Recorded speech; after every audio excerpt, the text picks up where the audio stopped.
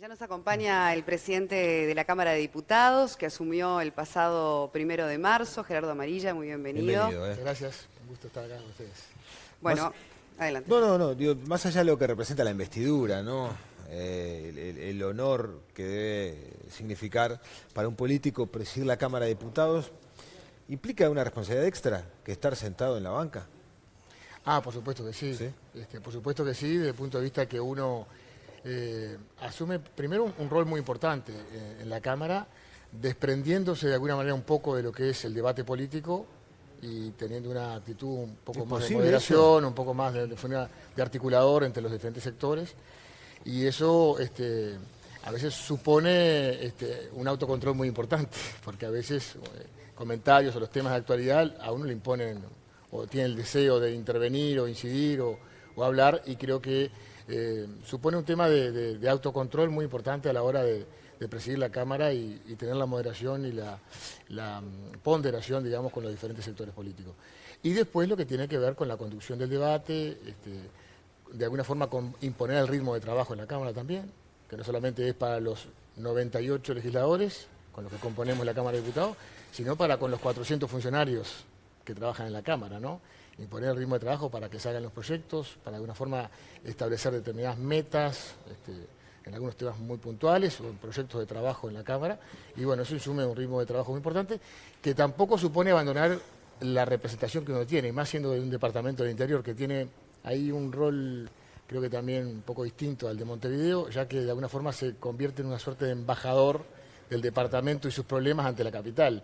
Y eso no lo podemos abandonar porque en definitiva es el departamento donde fuimos electos y si bien somos representantes nacionales con jurisdicción en todo el país, hay un poco de sensibilidad especial para las cosas de su pueblo, ¿no? Bueno, pero aprovechando que tenemos la movilidad de tenerlo hoy por aquí, y usted asumió hace poco como presidente, pero en ese caso, entonces, ¿cómo está funcionando la Cámara Baja? Por ejemplo, ¿se optimiza el tiempo de discusión de cada tema? ¿Se está realmente trabajando rápido sobre la aprobación de proyectos?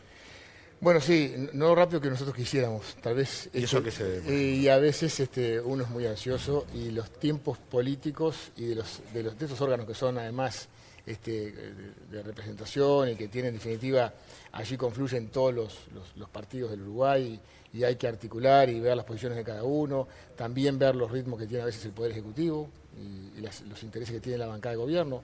Es un parlamento donde la mayoría la tiene un partido, ¿no? Y eso de alguna manera impone determinados ritmos que acompañan lo que el partido de la mayoría quiere, por más que articulamos también con todos los partidos y hay una muy buena relación y coordinación, ¿no?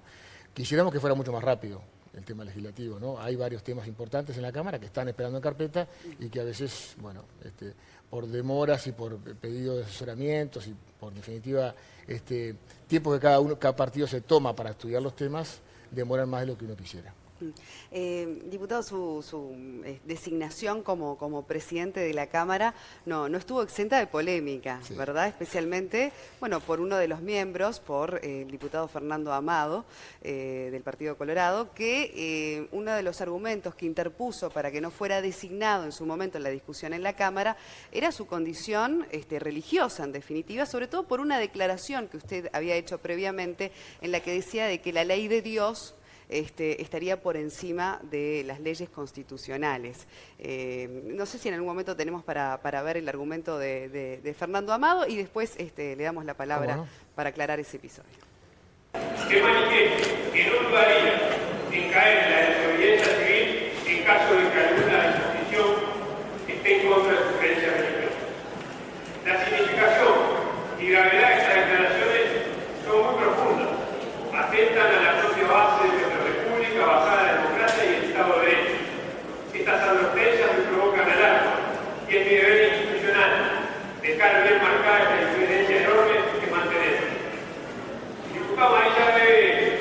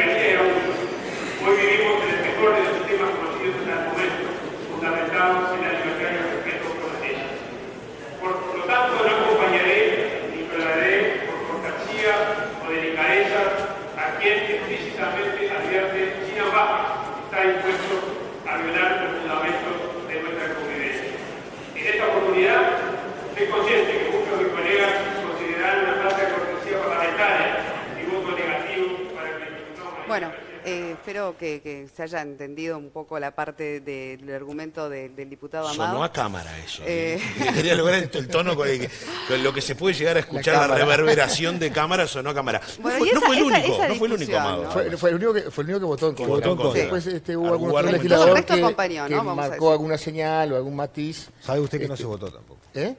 Amarilla Salvo y yo este, que no me voté, voté a formalmente. otro compañero. Sí, yo creo que, bueno, primero, está en todo su derecho, Amado, estaba en todo su derecho de opinar y de votar incluso como votó. Creo que él, además, hay una diferencia que tengo con su argumentación. Él no vota por lo que yo pienso, en definitiva. Tiene un cuestionamiento a mi pensamiento. No es porque yo haya violado la Constitución, Claro. o porque yo haya desconocido la Constitución, o porque no haya cumplido la Constitución. Es porque, de alguna forma, yo expresé libremente, creo, en un país libre, en un país realmente laico, como es Uruguay, que la laicidad justamente lo que significa es que acá hay libertad religiosa, y hay libertad de expresión, de pensamiento y de confesión de fe, como fue en mi caso. Y yo lo que planteé fue un tema de una creencia, cada uno tiene su sistema de valores, en el cual yo creo que en definitiva hay leyes, principios, valores que están por encima del Estado uruguayo, de las normativas, porque en definitiva uno tiene un sistema de valores que va un poquito más allá de un país. Eso no quiere decir que yo no respete la Constitución, que no soy abogado, di clases de Derecho Constitucional, sé lo que significa la Constitución, sé lo que significa la importancia de la norma fundamental del surgimiento de un Estado, lo que contiene la Constitución, su parte dogmática, su parte orgánica, pero eso no quiere decir que yo pueda tener un sistema de valores en el cual, si mañana hubiera un conflicto de valores y hubiera de alguna forma una modificación normativa que impusiera restricciones a las libertades o a los derechos fundamentales, puedo decir, bueno, yo me abstengo, ejerzo mi objeción de conciencia o desconozco esta norma y estoy dispuesto a combatirla para cambiarla. Eso ha ocurrido incluso, ¿no? Ha ocurrido en la historia Cuando de se la humanidad. discutieron en la legislatura pasada, Sin duda. en cuestiones que tenían que ver con lo moral más que con lo político, hubo quienes no estaban alineados a lo que el alineamiento que se bajaba del partido. Del partido, por supuesto. ¿Y el vínculo con Amado cómo quedó? Bien, bien. Yo, ¿Pudo hablar después, más allá de lo que representó? Nunca tuve una estrecha relación con él porque nunca coincidimos en una comisión, pero no hemos llegado a coincidir ni a hablar, pero nos hemos saludado, hemos estado en lugares comunes y no tiene por qué haber una mala relación. Yo creo que es una expresión política que él manifestó, una diferencia sobre lo que yo pienso, y está bien que así lo haga, y hay que acostumbrarnos a esto, me parece, ¿no? Claro, pero además es interesante porque digo, conocemos muchas veces la religión que predican muchos de los políticos. De hecho, nuestro propio presidente de la República. Digamos, ¿por qué podrían ser intereses contrapuestos, digo, en ese sentido? Porque en definitiva el conocimiento es público de asumir que uno predica determinada religión. Por supuesto, y la laicidad es la convivencia de todas por ellas, supuesto. ¿no? Yo creo, lo que pasa es que capaz que la pregunta en su momento que generó todo este debate fue si algún día, puede haber tantas hipótesis, ¿no? Hubiera una norma que estuviera claramente contraria a su creencia, ¿no? a mi creencia, y me obligara a tener una actitud en contra de mis principios, ¿qué haría yo? Claro, pero pasa con la ley Claro. del aborto. Claro, por ejemplo. Claro, que es difícil, pero si no me obliga a mí a abortar, ¿no? Pero digo, si me obligara a mí a hacer algo, en definitiva, que estuviera en contra, digo, poniendo al revés, yo ponía un ejemplo muy en un programa, si mañana el Estado uruguayo asume la religión musulmana como la oficial y nos obligara a todos a jurar ante el Corán para asumir la Cámara de Representantes, yo me negaría a eso, por ejemplo. Y bueno, ahí estaríamos en una contradicción, digamos, ¿no? Creo que sería un caso tal vez muy exagerado, pero para demostrar que puede haber en el futuro, en tantas hipótesis, una situación como la que... Pero eso no quiere decir que yo no tenga un compromiso de cumplimiento estricto de la Constitución de la ley, que obviamente como hombre de derecho además la tengo, ¿no? Claro, yo le iba a preguntar, en sus tiempos de estudiante, por ejemplo, cuando tenía que meterse de lleno en algún tema que quizás, en su resorte emotivo no le terminaba de cerrar o le generaba conflicto, ¿cómo hacía? Sí, claro, uno puede tener la objeción de conciencia, en definitiva, y decir, bueno, mira, yo en tal tema no comparto, pero nuestra Constitución es muy sabia, la Constitución actual vigente en Uruguay es muy sabia en ese aspecto porque reconoce incluso, primero que reconoce la libertad de cultos, el recurso a la libertad de expresión, la libertad de pensamiento, pero además se establece y reconoce en el artículo 72 lo que establece aquellos derechos y libertades inherentes a la persona humana o a la forma republicana de gobierno, que incluso reconoce que hay derechos y libertades que están por encima de la Constitución, que de alguna forma es lo que a veces, tal vez, Amado o la gente que no conoce el derecho, en definitiva, no lo puede apreciar cabalmente la sabiduría que tiene el texto constitucional uruguayo y que nos permite a todos en libertad expresar las diferentes religiones o confesiones religiosas que tenemos. Y usted defiende con convicción su creencia, ¿no? Lo que es cuestión de fe, fundamentalmente, ¿no? Defiende su postura y la argumenta. Y desde el punto de vista político, ¿cuánto a nivel parlamentario hay de defensa de la chacra propia? Sin mirar, en muchos casos, el bien común, ¿no? Y por seguir lineamientos partidarios. Y a veces se pueden dar casos, sí. Yo creo que en definitiva a todos nos motiva algo, ¿no? En la vida, no estamos así por casualidad. A todos tenemos alguna motivación. Tal vez algunos la demostremos en forma desnuda a veces o en forma abierta y franca, ¿no? Y algunos tal vez la tiene un poco más escondida o alguno capaz que aún no la sabe y está... Yo creo que todos tenemos una suerte de motivación, ya sea en una inspiración religiosa o filosófica o de concepción de vida o intereses de grupos o de clases o intereses económicos, en definitiva, que son legítimos, ¿no? Cada uno tiene su inspiración de trabajar en la política por algo. Yo estoy motivado, en definitiva, por el servicio al prójimo, que es básicamente un fundamento cristiano, digamos, ¿no? El servir al prójimo como a ti mismo. O sea, de alguna manera es una concepción que recogemos los cristianos de todas las concepciones y lo volcamos en el resto de las actividades de la sociedad, ¿no? Tampoco exento de polémica es todo el debate reavivado en base a la posibilidad de emplazar a la Virgen en la Rambla del Buceo. Bueno, el tema de la apropiación o no apropiación de espacios públicos, del tema religioso. Le preguntamos también a la gente la opinión que tiene con respecto a este tema y después, por supuesto, nos gustaría que compartiera la suya. Así que vamos a, si está disponible, a escuchar a la gente entonces qué opinaba. La Iglesia Católica quiere colocar una imagen de la Virgen María en la Rambla. ¿Qué opinas? No, me parece que la Rambla capaz que no es un lugar público y tampoco refleja lo que es la creencia de la sociedad uruguaya, porque no todo el mundo cree en el cristianismo básicamente porque eso es lo que refleja y o sea, no me molesta tampoco, pero podrían hacer un lugar, no sé, capaz que más simbólico para la religión. Y yo opino que estaría correcto, porque este es un país libre, de buenas costumbres, y pienso que todos tenemos derecho a tener la imagen que nosotros profesamos. Está perfecto, porque hay varias imágenes de todo, ¿no? ¿Por qué no va a ser una de la Virgen? ¿No le parece? Opino que no, porque es una hipocresía eso. ¿Por qué? Porque es una hipocresía, muchacha, no enseñan lo que Jesucristo mandó que enseñara. Jesucristo mandó que enseñara, pero no que adoraran a las imágenes que no tiene ojo para verte, ni boca para contactarte, ni oído para oír. ¿Y le han puesto todas las religiones? No sé por cuál es el motivo que no.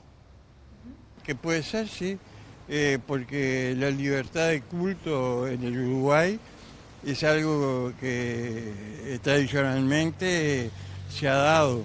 Y no considero que sea negativo que una imagen de la Virgen se ponga en un lugar público.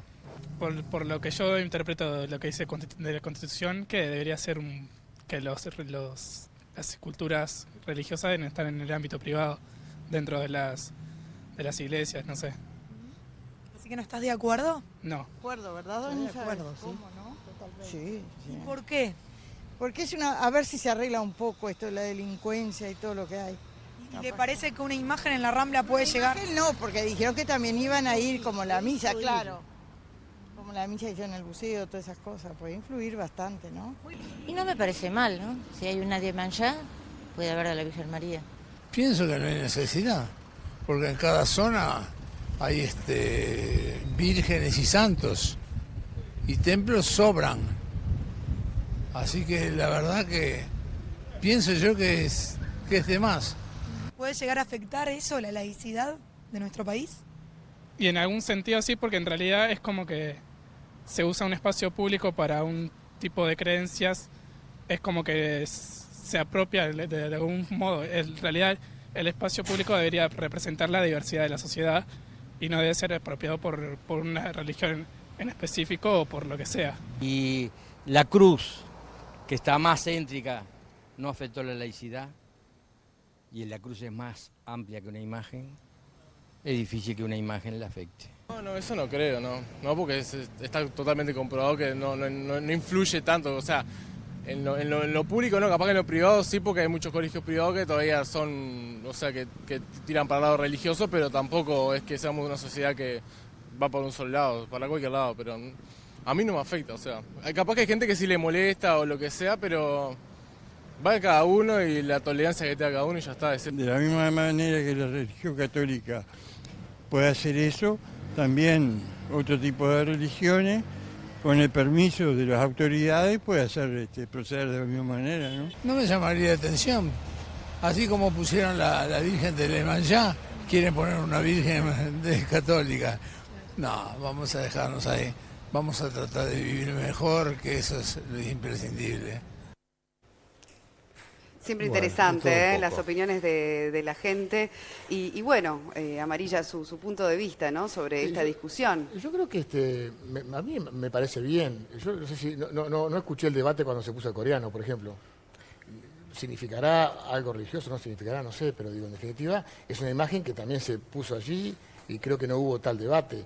Pero bueno, tuvo su polémica también. Tuvo su polémica, sí. Tuvo su polémica. Tuvo un video muy interesante, muy divertido, cuando el coreano se zafaba. Claro, y con se más hablaba. quizás por la figura, claro, generó la polémica es un tema estético y no más sí, pero cultural. una cosa más de humor también. Yo creo que en definitiva el debate es interesante en decir, bueno, la religión debe estar reducida al ámbito privado y reservado de las personas, proscripto del espacio público y del ámbito público, porque el debate también se dio con mi presidencia, porque en definitiva yo me animé a expresar lo que creía libremente, no porque lo estuviera diciendo, sino porque me preguntaron, y bueno, de alguna manera los representantes nacionales debemos expresar libremente lo que creemos. En este caso puede haber imágenes o símbolos que representen confesiones religiosas en el espacio público. Está hablando de Iemanjá, hay elementos masones en nuestra sociedad, hay judíos, en fin. Confucio con judíos.